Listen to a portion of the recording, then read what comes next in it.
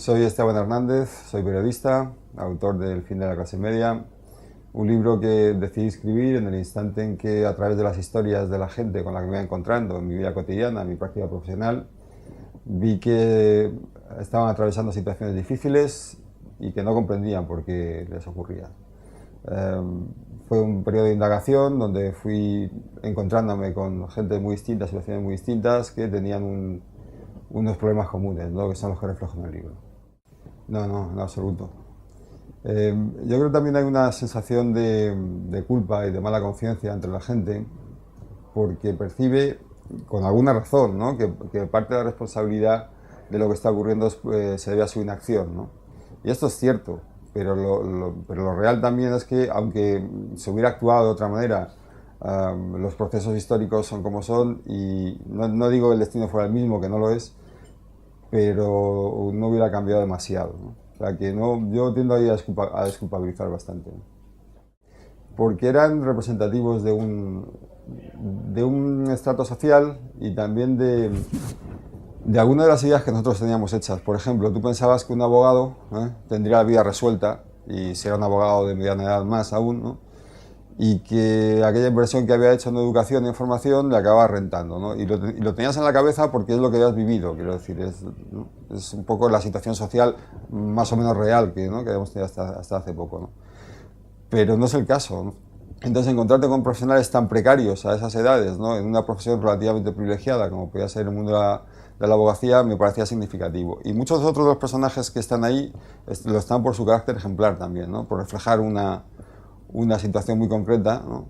que al final acaba siendo generalizada, ¿no? Ha sido un recurso estético, pero porque hablo con personajes, eso, con abogados, con músicos, con pequeños empresarios, con comerciantes, pero también con gente del mundo del management, con inversores. Entonces la idea era reflejar más bien el discurso, centrarme menos en los personajes y más en lo que contaban, ¿no? Y ese era un recurso estético que me permitía hacerlo con eso, más fácilmente, ¿no? Bueno, hay una... he intentado salir fuera un poco de los análisis de cifras, que es lo que suele hacer, un análisis mucho más económico, e ir a un elemento, digamos, de análisis de los discursos, de lo que cuentan, de lo que viven, ¿no?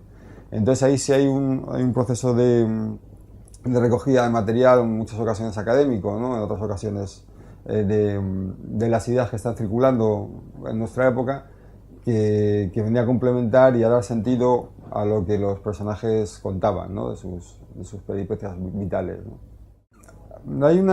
Había un problema de partida, y es que la gente vivía situaciones complejas pero no sabía explicarlas y estaba metida en una situación en la que no encontraba salida, pero no sabía por qué, ¿no? Y tampoco sabía qué caminos recorrer, ¿no? Para poder encontrar una vida mejor. Entonces, la idea era esta, ¿no? Dar un poco de sentido, ¿no? A lo que ellos estaban viviendo, ¿no? Intentar entender qué pasaba, ¿no? Intentar entender cómo eso que estaba ocurriendo también tenía mucho que ver con cambios estructurales en nuestro modelo social, ¿no? En nuestro modelo de vida, ¿no? Sí, sin duda. La clase media ha dejado de ser funcional para el sistema que la albergó, ya no es...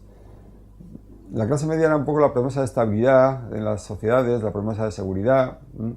Lo que contribuía a afianzar, ¿no? La estructura social, y ahora se entiende que no es necesaria, ¿no? Entonces, más allá de las situaciones económicas, que estamos viendo cómo porcentualmente la clase media está adelgazando de una manera sustancial y más después de años de crisis, es un cambio generalizado porque eso, o sea, del mismo modo que los cuadros intermedios son cada vez menos en las empresas, las capas sociales intermedias son cada vez menos en la sociedad porque se entiende que son menos necesarias. Sí, a ver, como tú dices, cada uno va derivando culpas. Entonces, digamos que el ciudadano común ha focalizado el descontento en los políticos, ¿no? Cuando los políticos son una pequeña parte del problema, ¿no? Los financieros y la gente del mundo management entiende que es un tipo de mentalidad, ¿no? Que la clase media tiene, la que resulta totalmente productiva y por lo tanto hay que eliminarla, ¿no? Pero es verdad que para que este modelo productivo sea el que es, ¿no? Gran parte de la clase media debe desaparecer. Ten en cuenta que todos los informes que se están realizando acerca de cómo va a ser el trabajo dentro de 20 años, 30 años, apuntan a una mucho mayor productividad a partir de la utilización de máquinas en lugar de personas.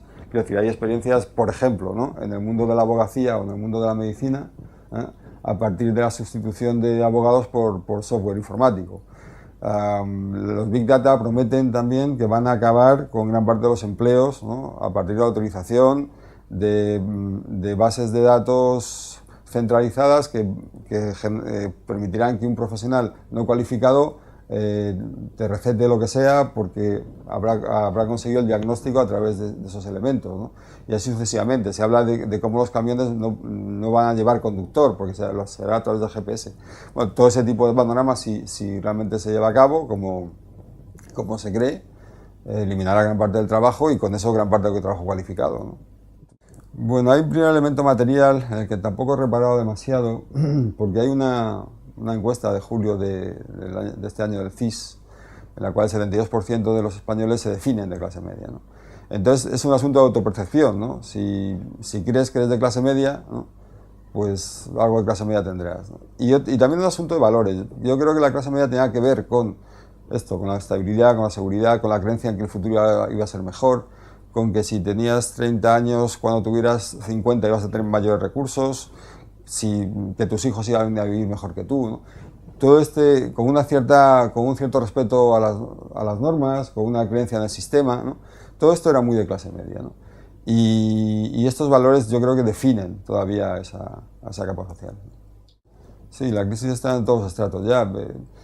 Hombre, desde luego la causa última es una causa económica, entonces mientras la economía no se arregle, pues va a ser difícil, ¿no? Y cómo se arregla, es decir, sobre cómo se arregla eso, ya no podemos entrar en muchas fórmulas, pero ciertamente si no hay una recomposición material de la sociedad, poco hay que hacer, ¿no?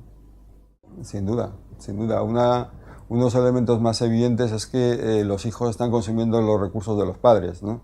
Los hijos, o sea, los padres eran de clase media, los hijos lo son un rato todavía, ¿no?, antes de dejar de serlo, y los nietos ya no lo serán, ¿no? Pero además tú fíjate, una persona de 40 y pico años con una trayectoria profesional de 20, ¿no?, una persona cualquiera, tendría la vida resuelta hace 15 años. Si salía de desempleo, conseguiría otro, y ahora si sale de ahí, va al paro y probablemente a ningún otro sitio, ¿no? Un chaval joven tenía un periodo de inicio más dubitativo, pero cuando arrancaba podía tener, no es el caso ahora, ¿no? Entonces no encuentras donde puede haber ese punto de estabilidad que permita desarrollarse profesionalmente y por tanto económicamente, ¿no? Y sin eso, una de las cosas que cuento en el libro es, hablo de varios amigos músicos.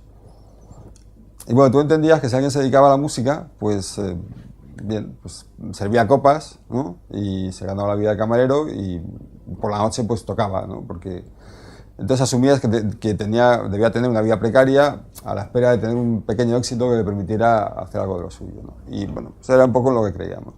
Lo peculiar es que eso que veíamos en el músico o en el actor, lo vemos hoy en el abogado, en el arquitecto, en el periodista, en el sociólogo, ¿no? Mucha gente que tiene una formación, que tiene incluso una formación, una trayectoria, y que no puede trabajar lo suyo, sino que tiene que ganarse la vida como puede, y si acaso, en sus ratos libres, escribir algo o hacer tareas, ¿no?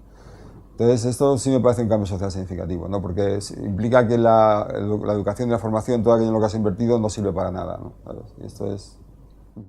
Bueno, yo creo que vamos hacia un nuevo bipartidismo. O sea, yo creo que es probable que, y lo estamos viendo en Europa, ¿no? Ahora mismo los partidos emergentes que van desde Marine Le Pen en Francia hasta Syriza en Grecia, por señalar dos ámbitos distintos del espectro político, están siendo partidos dominantes, ¿no? Y creo que en España Podemos va a ocurrir lo mismo con ellos.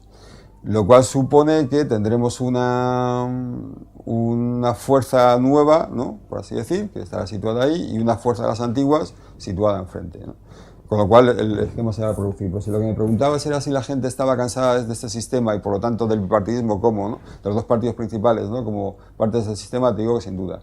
Sin duda. Sin ese cansancio no hubieran podido emerger otras fuerzas, ¿no? Sí. Yo creo que tiene como perfil votar a Podemos porque es la fuerza del descontento ¿Y por qué es una fuerza? O sea, en un sentido, ¿no? Agrupa este tipo de voto, pero en otro también promete algo diferente, ¿no? Y insisto, en toda Europa ha ocurrido igual. O sea, me da igual el signo político que tú, ¿no? que tú encuentres, pero lo que es cierto es que la gente necesita una alternativa. Entonces, cuando algo se visibiliza como tal, y es el caso de Podemos, es una alternativa a la que van a ir a parar mucho voto de la clase media. Podemos es un fenómeno de clase media. Le Pen en Francia, por ejemplo, no. Le Pen nació en los barrios obreros, es decir, se implantó mucho en los barrios obreros, en la periferia francesa, en ciudades estilo Marsella, ¿no? Y mucho menos en París y en núcleos, digamos, con un mayor capital formativo, ¿no? Desde fuera y hacia adentro, ahora sí está penetrando en esas capas con cierta fuerza, y con Podemos ha ocurrido al revés, ¿no? Podemos es un fenómeno de clase media, de sectores más relativamente formados, ¿no?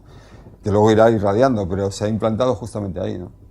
Bueno, de aquí a las generales, que son las elecciones decisivas, va a pasar mucho tiempo y veremos, ¿no? Pero yo creo que es que es inevitable, que digo, que una fuerza diferente, ¿no? Y que se sitúa como alternativa a lo que existe, tenga una buena presencia en las urnas, es inevitable. Que gobiernen, pues es mucho más complicado, pues tendrán que sumar más votos que PP y PSOE juntos, pero que van a estar ahí seguro, ¿no? Sí, sí, seguro. Eh, un poco por la misma razón que dice este, ¿no? Porque creo que estamos en un momento de cambio, están pasando muchas cosas que no terminamos de entender, ¿no? Y como periodista, hacerte preguntas, ¿no? Y ver qué está ocurriendo alrededor es siempre muy estimulante, ¿no?